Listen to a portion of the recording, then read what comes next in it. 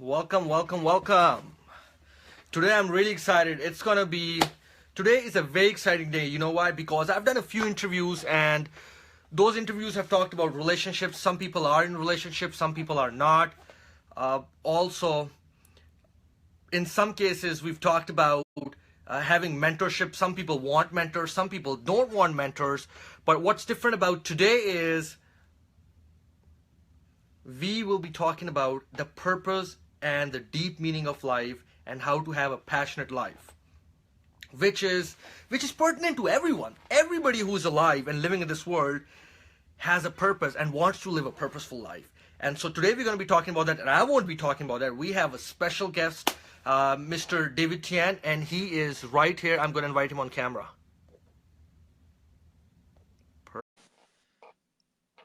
It's just being added. It's going to be a very cool and exciting. If you haven't watched any of the interviews, this is the interview you want to watch. This is something you want to absorb and take some gold nuggets, because Dr. David Tian has a wisdom that is unmatched. He's just being added right now. He's going to be online any moment. We're just waiting for him to get added. I'm super excited. I hope you're super excited as well, because this is going to be revolutionary. This is going to be life-changing. He's just being added right now. He's going to be here any moment. He's just being added to the live feed.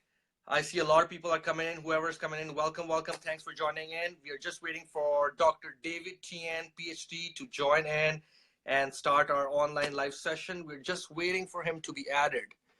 People are waiting. I see my friend Arsalan is saying hi, and he's saying victory. He's looking forward. We are looking forward as well. We're just waiting for him to be added. It will take a few moments.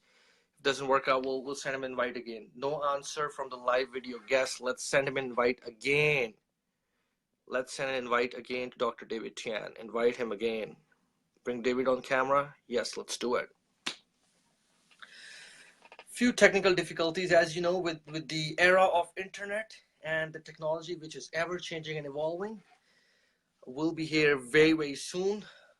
Just in a few moments. He's just being added. It's gonna be a very cool life feel. Let me put it this way, because we'll be talking about the purpose of life, why we're here, and how to live a very passionate life, how to live a very amazing life. And who is there to better talk about this very topic than Dr. David Tian? I'll be giving you an introduction of who he is, and once you get to know, you'll be amazed, because he is somebody I really, really look up to, and I've been following him for the past 4 years, and his knowledge is just unmatched. He's just being added right now. He should be here any moment. He's being added. I see quite a lot of people are online watching this. We'll be talking again, to reiterate, we'll be talking about the purpose. No answer is bring them on camera. Add.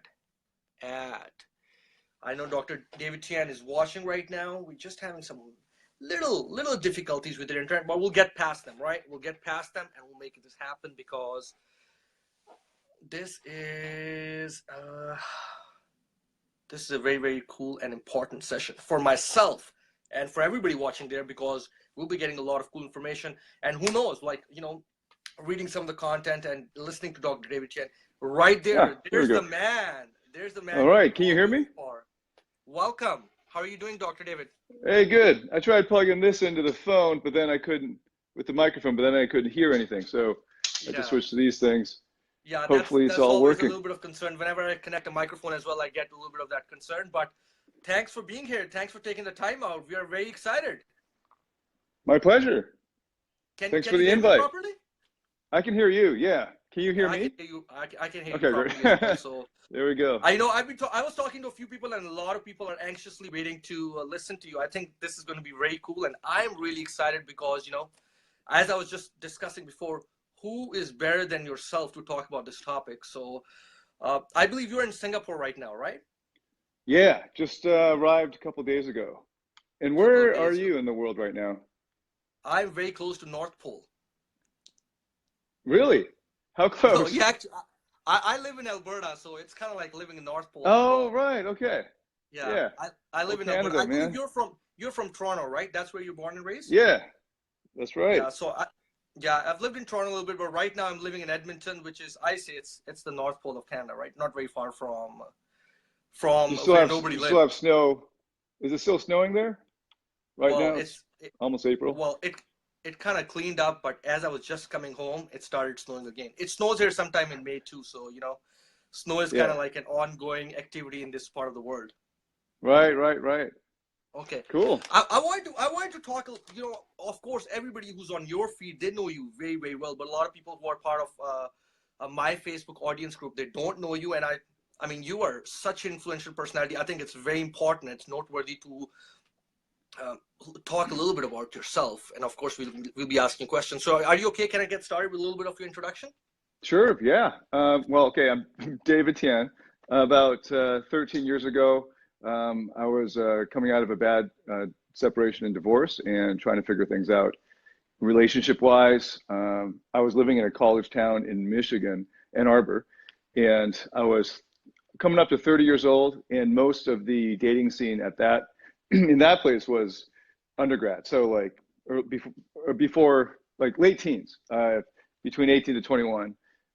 So it was a really different scene from what I grew up in with in Canada. You couldn't Right. even legally drink. So I had to figure that out. So I figured that out. That took a few years. And then I did a lot of travel in Asia during that whole time as part of my PhD research. And I just started applying what I knew about the science of mating and attraction to these various places around the world, mostly in Asia.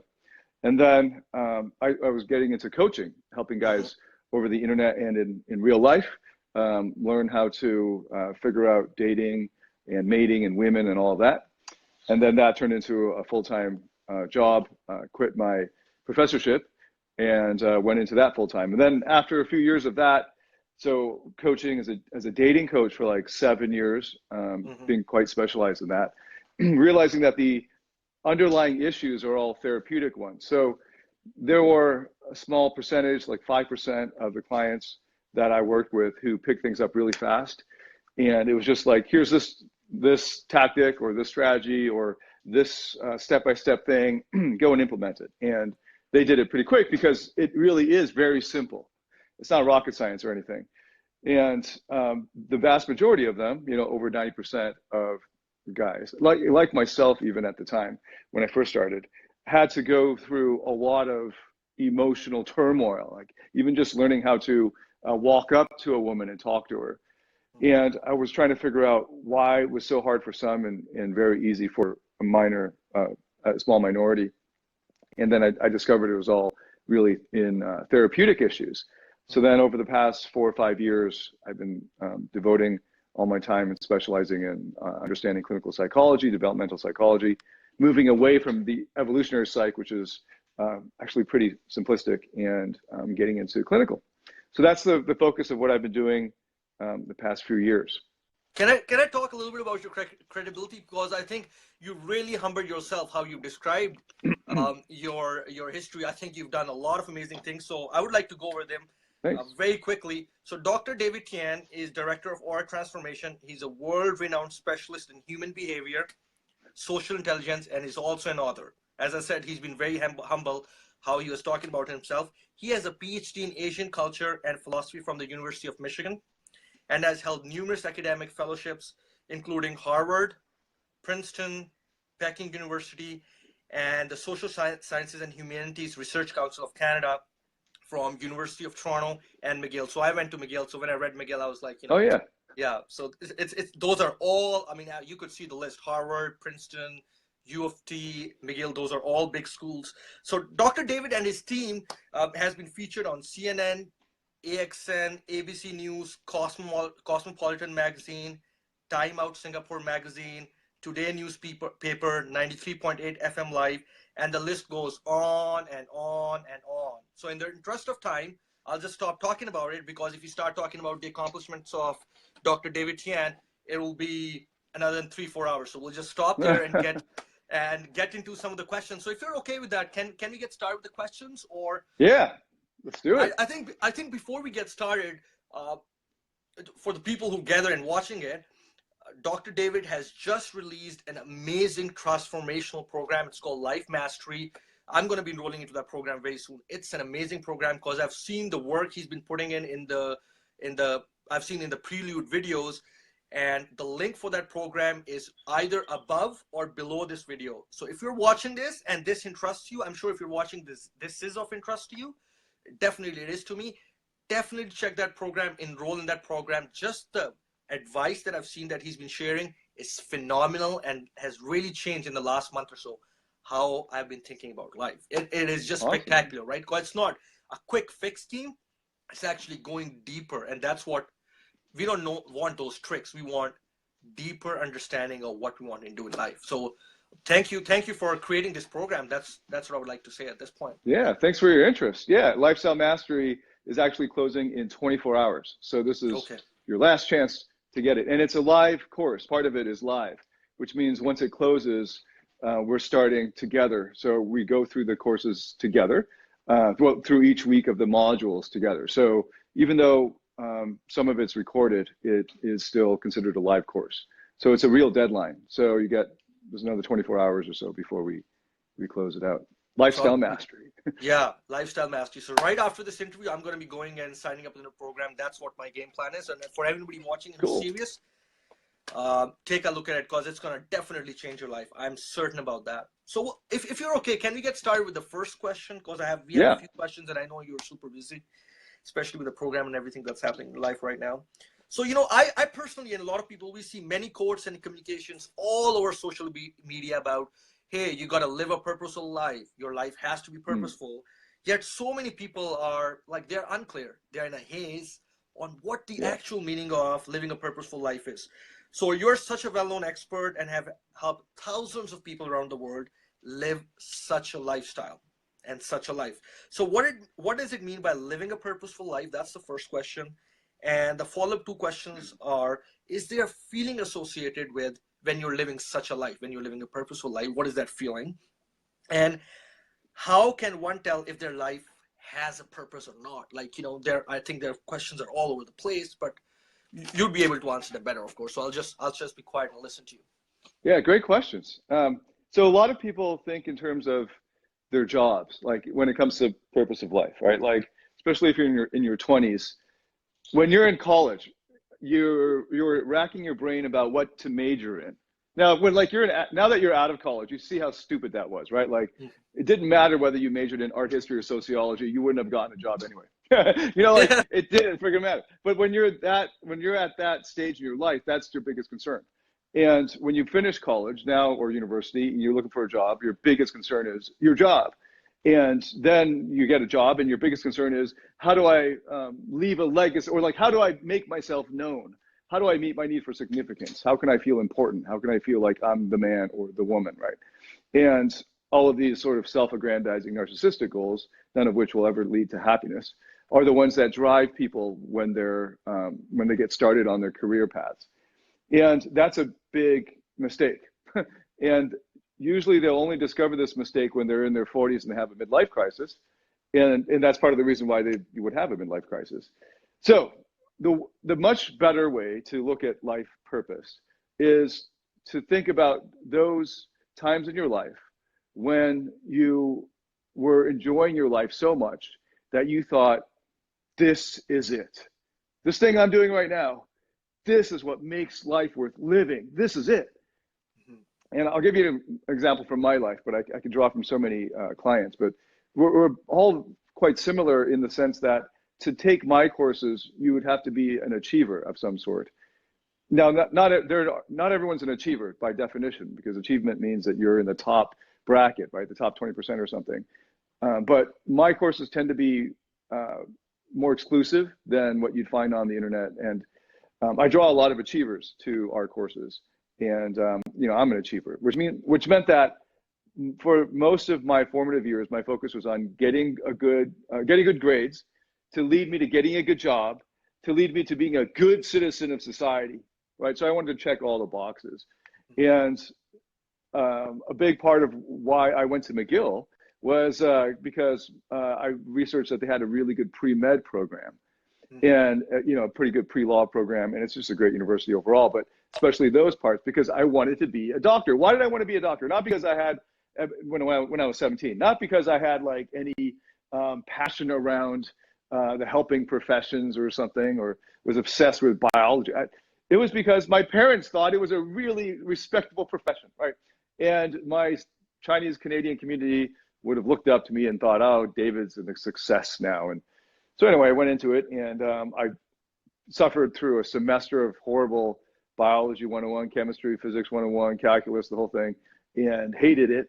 But you know, I had talent in that area, so I did quite well through high school. And but by the time I hit university, you know, at McGill, there's over 700 kids in the first, you know, chemistry class, and it's really cutthroat. Like I remember going to the library to get some of the readings, and people had like cut pages out of the freaking textbook, like they scissored cut it. So like that's like, man, that's so mean. And there's one of those books that's like on a 2-hour reserve, right? They have one copy in the damn library. It's on 2-hour reserve, and somebody cut it out. And that's like freshmen. So I was like, this sucks. And I don't even like this shit. And what I read in my free time was like religion, philosophy. And I had 5 courses as an undergrad, right? 4 of them were for the pre-med. So I had 1 elective course. And I forget exactly which course that was, but it was in the humanities. And that was my favorite course. And it was sort of my throwaway course, but it was the one I looked forward to the most. And I just, like, that was one of the first times I discovered that it would be much better off excelling in something I enjoy than like sort of treading water in something I don't enjoy. And I discovered that in life too. Like there are a lot of things like getting better with women. A lot of guys are focused on getting better with women, not because they're lonely. I mean, that's what got them started on it. Like they're lonely, so they go on the internet and start looking for advice. But to actually get good with women, it means that you're going to have to get hundreds of reference experiences. That means like you're going to have to talk to hundreds of women to get that skill level up, right? Sort of like if you want to be better at martial arts, you can watch martial arts videos, but you're not going to actually become better at martial arts until you actually train. And that means that you're going to have to go through many, many sessions of pad work and sparring and all that to actually be able to do it in a real fight. Right. And it's a skill. It's a skill like any other skill. And for a guy to actually get good at being better with women, he often loses sight of the original motivation that got him into looking for it in the first place. It's not that he's lonely anymore. He wants to get good at this thing now. And in fact, he's not even going to be fulfilled by it. So that's a big part of thinking in terms of what is the purpose of your life is often not what you think it is. It was often something that you forgot when you started the journey into this other thing. And sometimes you'll also discover the opposite. Sometimes you'll hate this original activity, but somebody forced you into it. And then you start to really love it, right? And that's what I do for a lot of my friends who want to get into fitness. And I know it's good for them, and I drag them in the gym, and I look for something that they enjoy, and then before you know it, they really love it. Or method acting is another one I've been getting a lot of people into, and then they love it, and it becomes an intrinsic thing. So when I went through a guided meditation that I created and put into Lifestyle Mastery, I did it for myself, and I discovered that the things that I enjoyed the most had nothing to do with what I had planned the rest of my life to be about for the next 10 years, right? Like the next 10, 20 years was about making money, right? Like an empire. And it wasn't ever really just making money. It was like having enough money to be able to do this or that and this other thing, right? Like treating my parents to this round the world trip, taking everyone to, but it was all these other goals and I discovered the things that where now I said, like, this is what life's about. This is what I really enjoy. This is what makes life worth living. It was like the first time I held my goddaughter when she was 1 month old. Like they just left her with me and they went off to like get supplies, and I'm like, fuck. First time I ever held this, like, and it was born prematurely. So she was, born a month premature. So like I was holding her at a month. So like she was tiny like this, like she didn't even reach my elbow, when I was holding her like this. And I thought, oh my God, if I just like slip and fall, she's going to die. And just looking in her eyes, and she's just completely, innocent and helpless. And I just fell in love. And it was like, holy crap, innocence, purity, goodness, all of these things that at that time in my life, I felt like didn't exist. And I think for many men in America, they also have that feeling. They don't think goodness exists. And they become quite hardened and Machiavellian.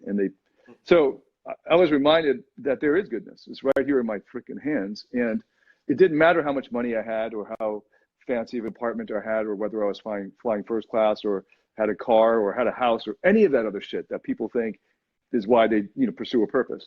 I didn't care about any of that. I just wanted to love.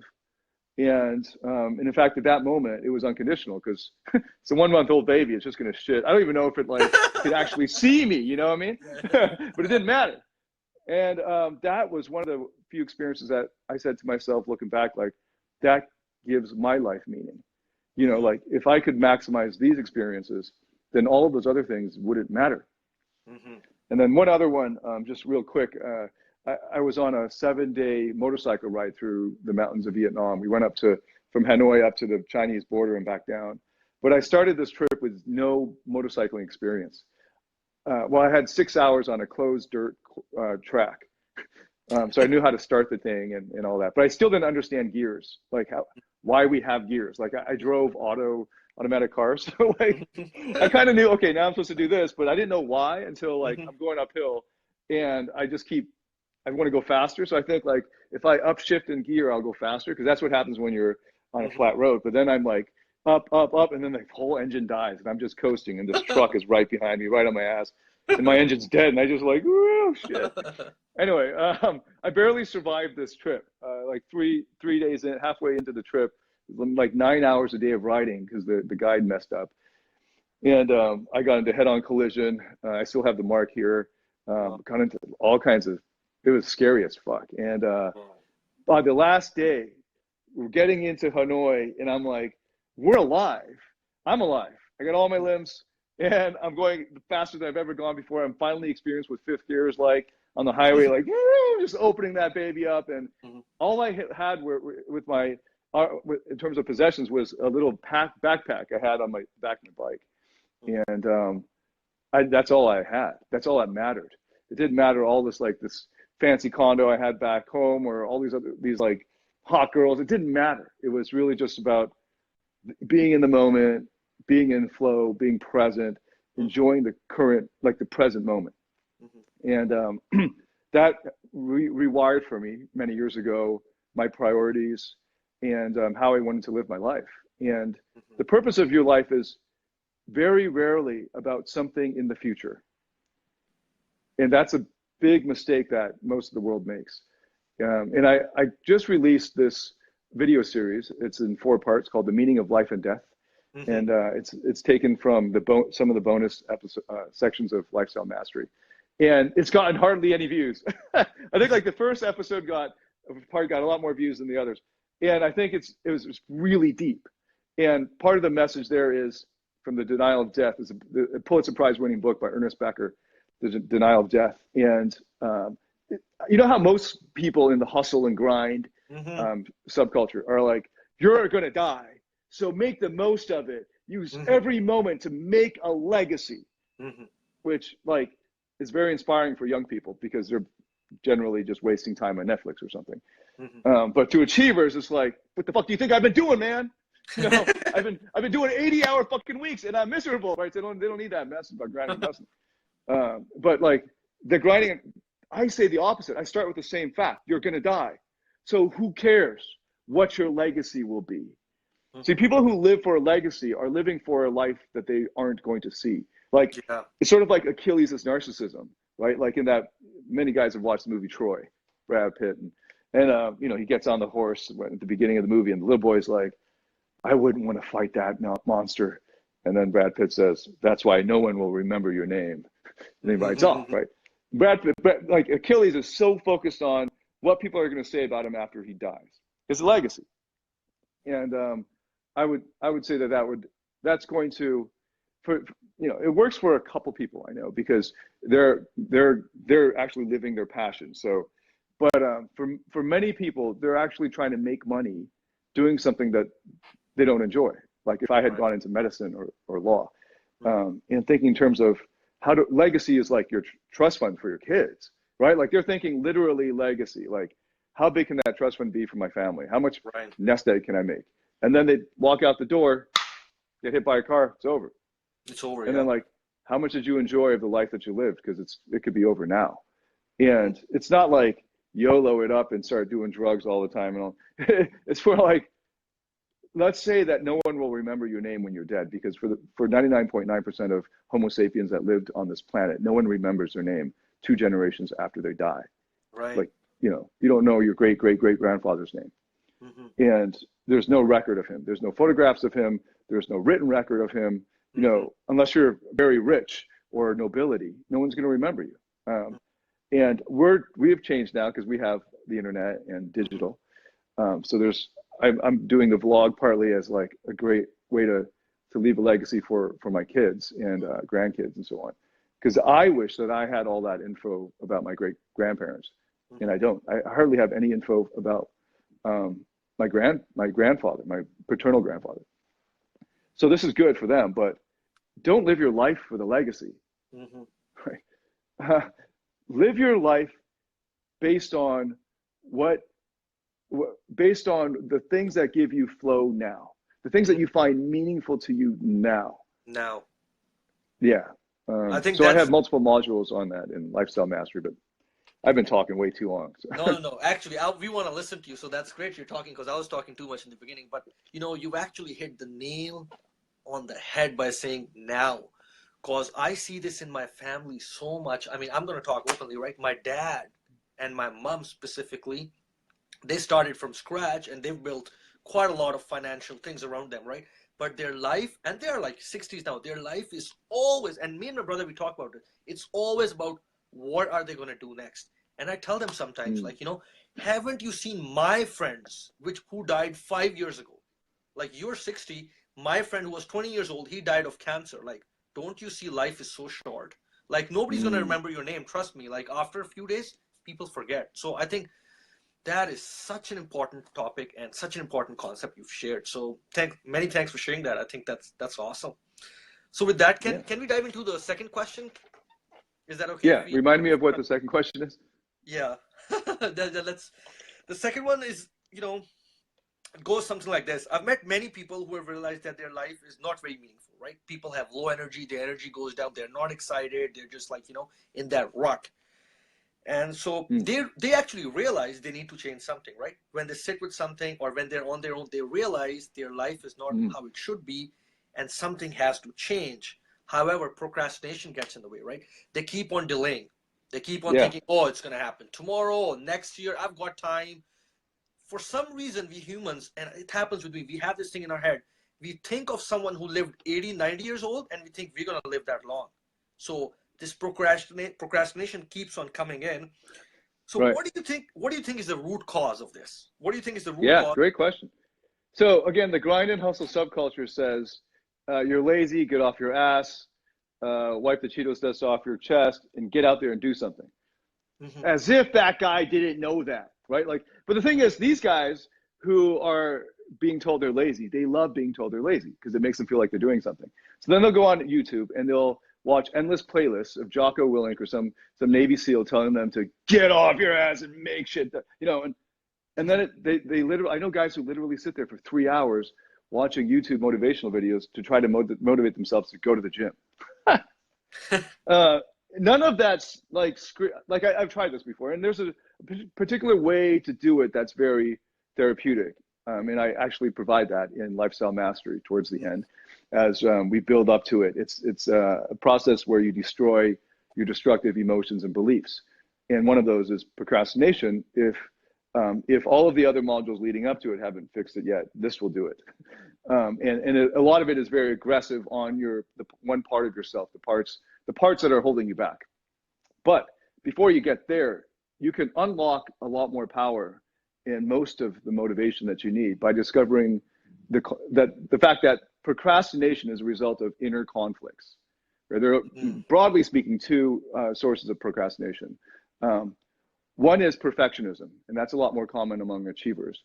So I procrastinate because unconsciously, I believe that if it's not great, then it will either be a waste of my time, or I'll get ridiculed, or I'll get a C on the grade, or and this was what caused a lot of very good students in school to put off writing the essay until the very last day. Because the professor assigns the essay on the first day. You get the frickin' syllabus, and it says what the essay is going to be about, when the due date is. No one starts the essay before a week or two, before the court, the deadline. And I started to figure this out for myself halfway through undergrad, and I started putting deadlines for myself for drafts to hand in to the professor. But most people don't do that, right? Because they're perfectionists. Perfectionism is based on shame. The shame that you won't be good enough or you're not worthy if you do less than an A or whatever standard you've set in your mind for yourself. So it's better to put it off indefinitely. And this is also the writer's block. So like if you write a great book or a great piece of work and then you have to produce another one, there's a lot more, the chances of you procrastinating on that second one are like double or more, because now you have to live up to that first work.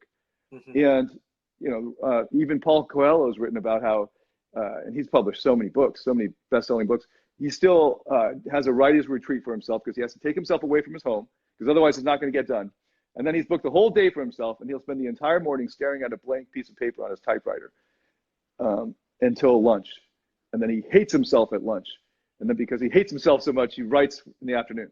But he can't, he's like, no matter what I do, I just end up sitting there all morning anyway. And that's the perfectionism of shame, the shame that is so deeply in our unconscious as achievers that's driven us. Now, the kind of procrastination you're talking about very likely isn't from that, because otherwise they'd be achievers. It's very likely from inner conflicts about needs. So they have a need for their certainty in their lives, and they have a need for significance. Everyone does. Everyone needs to feel that they're worthy, important, that they matter. And however we get to that, we have that need. And then everyone has a need for security and certainty. Otherwise, all the other needs go out the window. It's like Maslow's hierarchy, right? And those needs can come into conflict, and they do all of the time. Right. So in order to be significant, you've got to take risks. And then if you're taking risks, you don't get certainty. So the certainty comes down and like hits, let's just be secure. And here's something that you can get certainty from: going to YouTube and watching more motivational videos, right? So if you watch it, then you're certain that you'll get motivated at some point down the road, right? But then you're like, this is stupid. I need to work. Whoa, but if you stick your neck out and try something new, or if you go outside your comfort zone, it's a risk. You don't want to take risks. So certainty and significance are always coming into conflict there. And there are many other needs that could be conflicting that could prevent somebody from doing something that they want to do in their mind, like rationally. So this is akrasia or akasia in ancient Greek, which is weakness of will. This is in ancient Greek philosophy.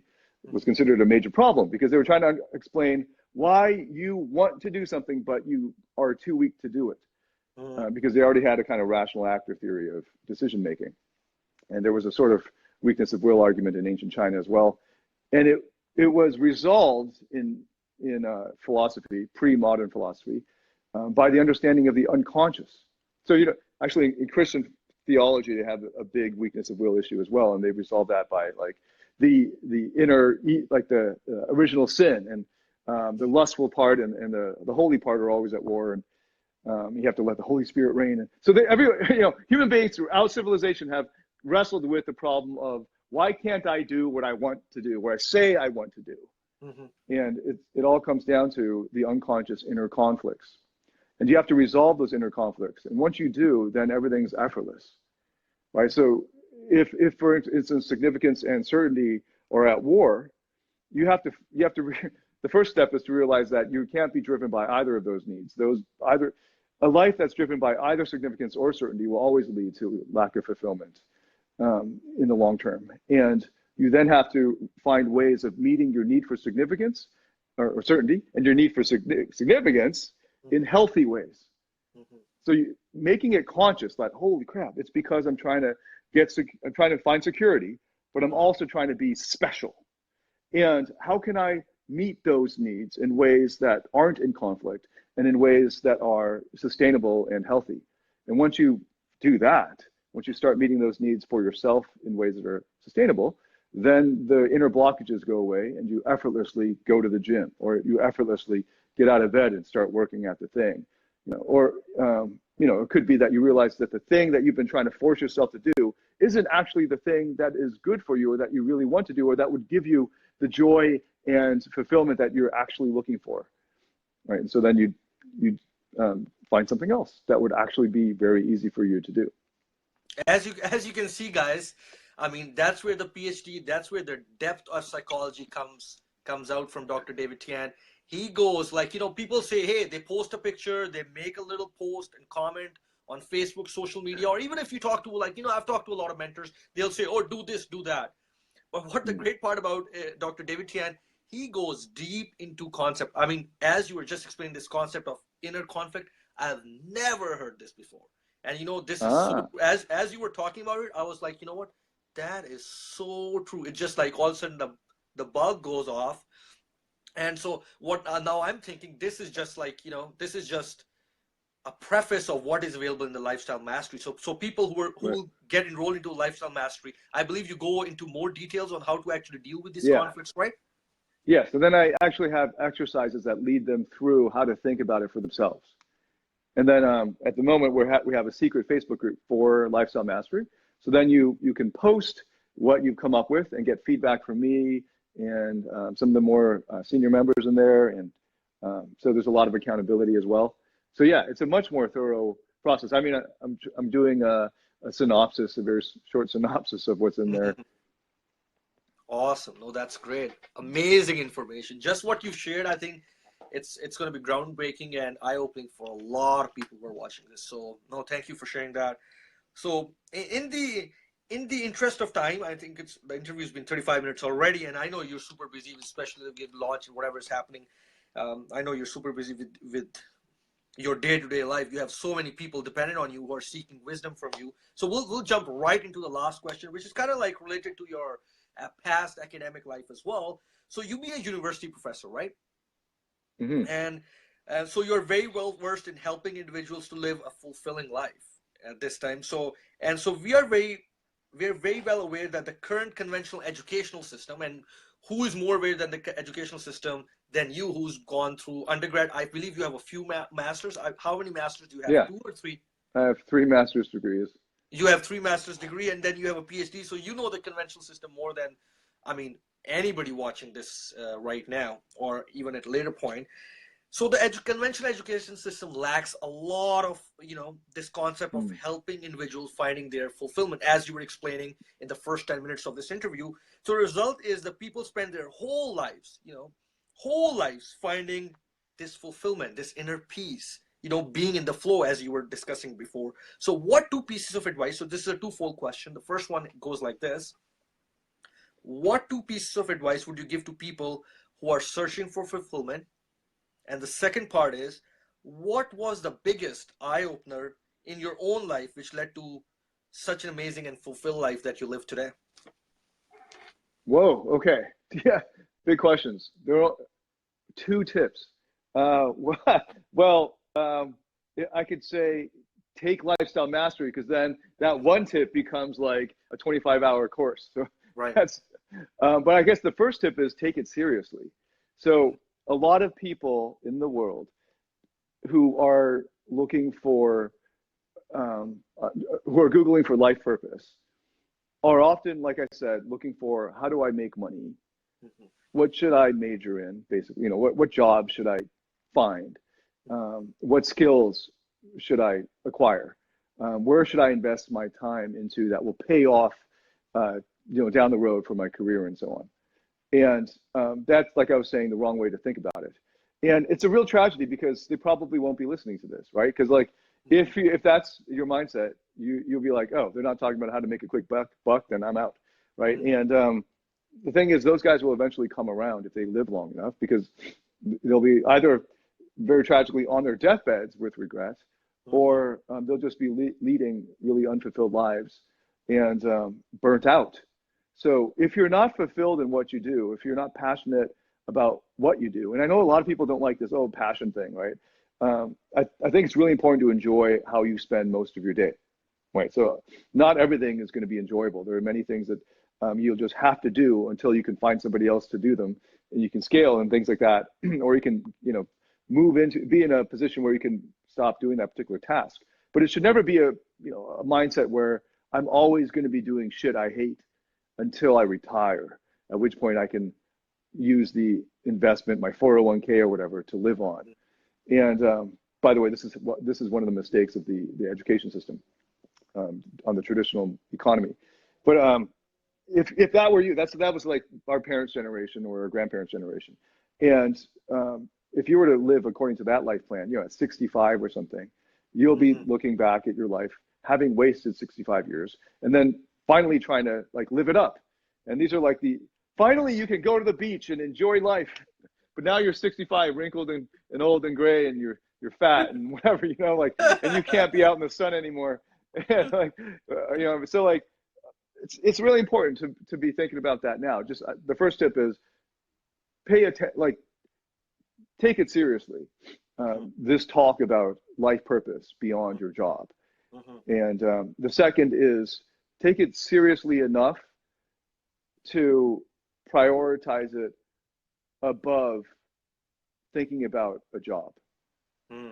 Right. So on a very practical note, if you enjoy what you do, you will probably spend a lot of time doing it.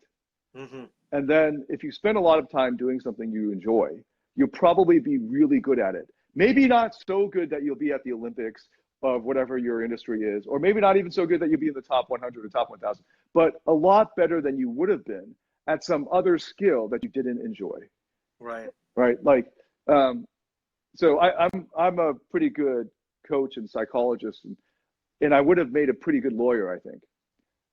I might have been a really lawyer, but I would not have, I would have hated myself, and I wouldn't have become as good of a lawyer as I would have been if I loved law. And in this economy now, this is not advice you could give 50 years ago, but in this economy now, you could make millions of dollars playing video games online. Right? There's like this thing called esports, which is like $1 billion industry. When I was growing up, I'm 41 now. When I was like a teenager, if someone said, David, just stick with the video games, you could make millions of dollars playing these video games, no one would have believed them. In fact, actually, when I was a teenager, there was no internet. I just got my first Motorola flip phone at I think it was 19 years old, my first cell phone. Right? And those are like the ancient first generation. Like, shit's changed a lot. And now, like, your kid you could make money, you could make a good living blogging or like vlogging your life. It's just so that, like, if you enjoy it, there's somebody else out there who, and you're good at it. You enjoy it and you're good at it. And if you enjoy it enough, you'll probably become competent at it. Someone will pay you for it. You just need to figure out the monetization. And sometimes you'll have to wait because it's too early for the market. And that means you might have to work at Starbucks for a while you're doing, what you really love. But that's always with a view that this is temporary, right? Like, this is not like, because our parents' generation was like, I'm going to do this thing I don't love for 30 years. Right. To make money for a retirement fund, right? And if you do that now, you're going to be obsolete, and you're going to hate yourself. So those, like, pay attention, take it seriously, and prioritize thinking of your purpose and fulfillment above your job. And take lifestyle mastery, because it does all of that for you. And all you got to do is follow the course. That's where all the gold is. That's where all the gold is. So one last question that was kind of like interweaved into this was, what was the turning point for you? I mean, you had bachelor's, you have 4 masters, PhD, well known, like you were a university professor. Like, that's people die to become a university professor because it's such a good lifestyle. People go for that lifestyle. You have 3 months off. Life is in your control. People really die for it, right? I see a lot of people talking about it. And so you achieved all that, and then you gave all that away. Like, so what was the turning point in your life? I was actually really lucky. I think there were many times in my life I looked back and like, damn, I was lucky. So I think I encourage that for everybody. When things start going well, don't think it's because you're awesome. Be great. It's grace. Like, a lot of it is grace. A lot of it is you were in the right place at the right time. And one of those things was I was figuring out women and dating for myself, and I got really good at it because I enjoyed it. And I lost myself in it in a way. Like, I loved it so much that I went over the deep end and devoted so much time to it that I got really, really good at it. And the university professor stuff, I had hacked. I had figured it out. I figured out the system. And you can figure out the system from almost any traditional industry. And I realized, I discovered how I could accomplish everything my colleagues were doing in about 10% of the time that they're doing it in. I honestly don't know what they were spending all their time doing. Like I look in their office and I bet that guy is just watching some damn YouTube video. He's pretending to work because I do it so quick. I'm like, what the fuck are you good? I write lectures in the taxi ride on the way to class. Like you guys, on my phone, right? And then I tell my students, I'm looking at lecture notes. I'm not, so you can't all text while you're here, just so you know. But like, I, so I didn't go into dating coaching thinking it's a career. I don't think anyone does. Like how many, back then I was doing infield in clubs. So like I didn't want to be doing that for 30 years. So it was just like, okay, I'm going to make, I really enjoy it and I can make a lot, like double what I was making as a university professor, and it's a lot more fun. So I quit the university professorship without a clear long-term goal. It was, I can do this easily for 3 or 4 years. Let's see where things go from there. But I really was unfulfilled as a professor. And I was lucky because to anyone who is thinking about going into the academy now, if you're in a Western country and you're not in a STEM field, STEM will grow. But if you're in the humanities and most of the social sciences, that job market is going to crash, like guaranteed in the next 20 to 30 years, maybe 10. Unless you're at Harvard, Harvard and Yale will always be there. But if you're like, I don't know, I'll pick a random university, Iowa State. I'll tell you one, University of Prince Edward Island. I'm sure you've never heard the name. Oh, UPEI, yeah. Sure. Well, actually, that's a province school. I think the ones that are like, that's why when I said Iowa State, that was a bad example. So like a tier 3 university, especially a tier 3 private university, they're going to just be hiring adjunct professors. There's really no reason to tenure a professor. They'll keep working for you. You don't have to give them tenure because they're desperate for jobs. Supply and demand has completely changed. And anyway, so I don't want to focus too much on the academy, but I got lucky. I got out of that. And so I'm pretty sure I could have made tenure at NUS. But then what the big turning point wasn't so much the degrees and all that. Because like I said, I went into dating coaching. I left dating coaching and pursuing women and all that because I realized that pursuing pleasure doesn't bring fulfillment either. And I think that's the mistake of the 20s, people in their 20s, because they're gonna like there's another saying, do what others don't, so that you could get what others won't. I don't know, something like give up your 20s so you can live it up in your 30s or some shit like that. Yeah. And then they sacrifice their 20s. So that's all fine and great if you enjoy the coding. Like if you really enjoy coding, then you should do it. Then you're not actually sacrificing anything. But if that saying is actually true for you, you're doing something you hate for 10 years. In the middle of that, you get hit by a car and it's over. Great life, But like, let's say you finish it.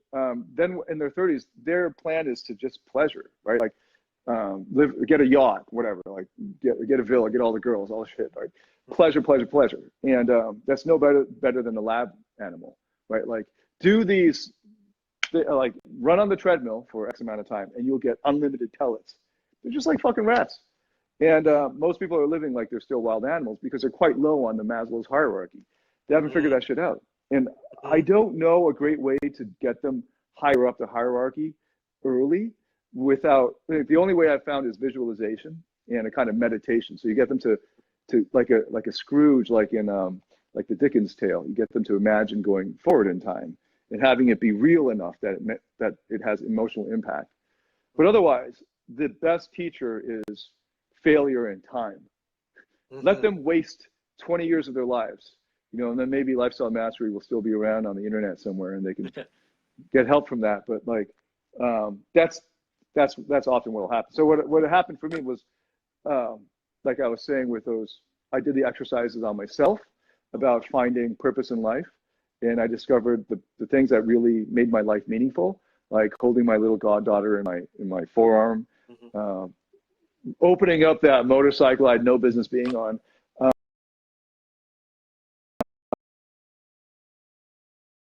and one little backpack. That was all I needed to be happy.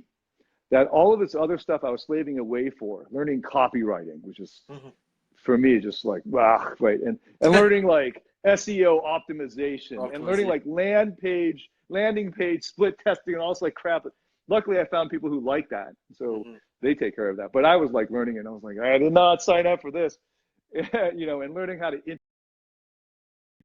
and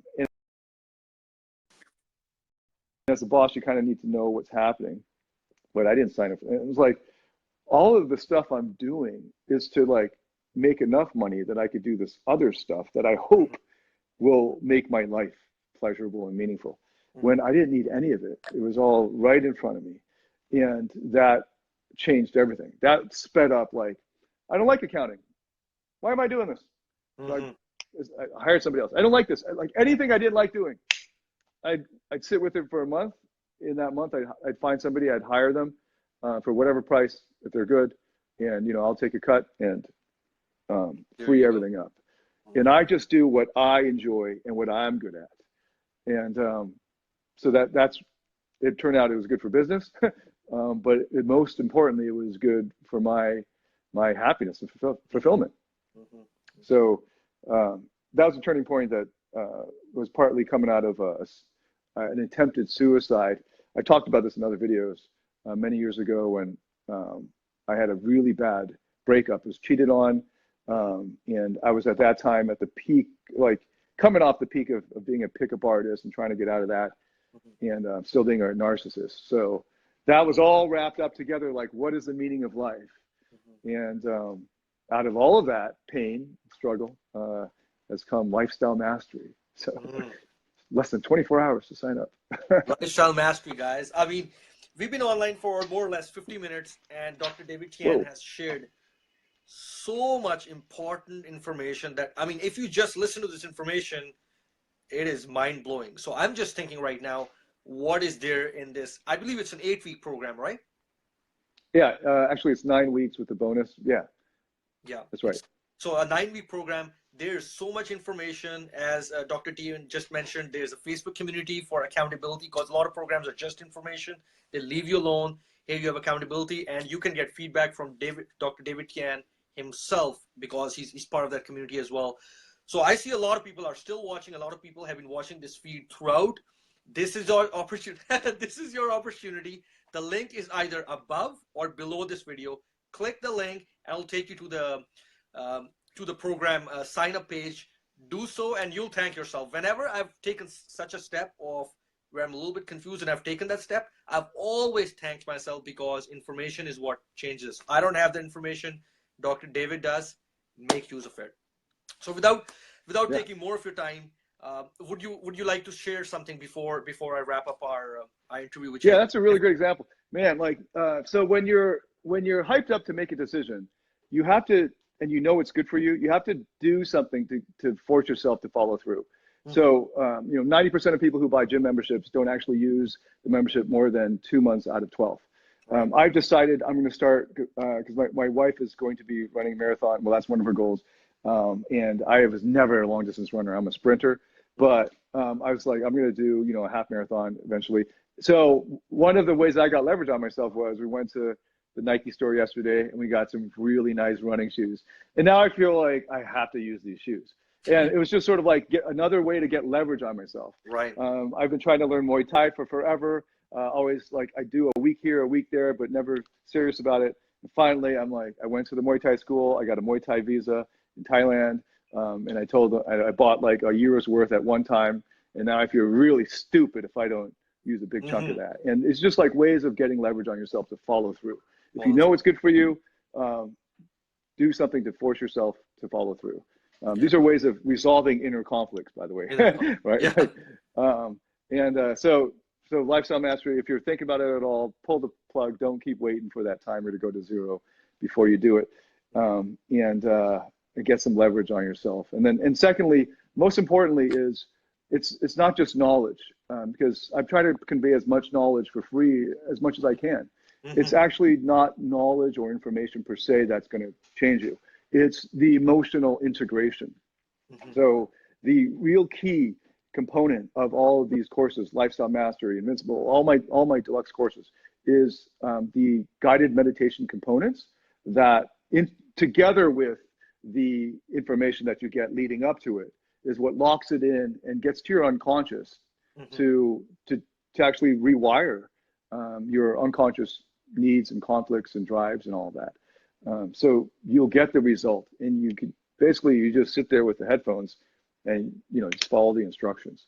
Doesn't get any easier than that, I think. So it gets you the result. So people who are listening, I mean, I'm sure a lot of people are watching, people who have listened to this already, as Dr. David mentioned, pull the trigger, and as we were discussing before, you'll thank yourself. So the link is above, either above or below this, and we've got, you said 24 hours before the program closes, right? Yes. 24 hours. Should be. So time to take action. Do something right now. Thank yourself later. You've got a lot of free information today already. So now one last thing. So people would like to get in touch with you, maybe communicate with you, ask questions. What is the best channel to speak with you? Yeah, you can send an email to David. Actually, it would get my attention faster if you send it to support@auratransformation.org, or it's even shorter, support@auradating.com. Okay. Support@auradating.com. That's the best way to reach out to you. I believe you're on Instagram as well, right? What's your Instagram handle? Yes, David Tian, PhD. Just starting to grow that, trying different things. So David Tian, PhD.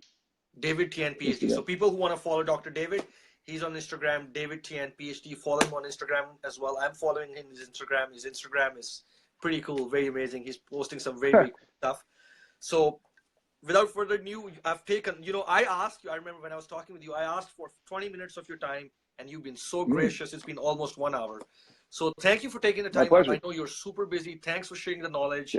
And thanks for just going out of your way and just giving out all this wisdom for free. So really appreciate that. And, I'm looking forward to Lifestyle Mastery, and I'm sure a lot of people, it will change a lot of people's lives. So I'm really excited about that. All right, man. Thank you so much. It was awesome. Thank you. Have a great day. All right. We'll talk to you soon. Take care. Bye-bye.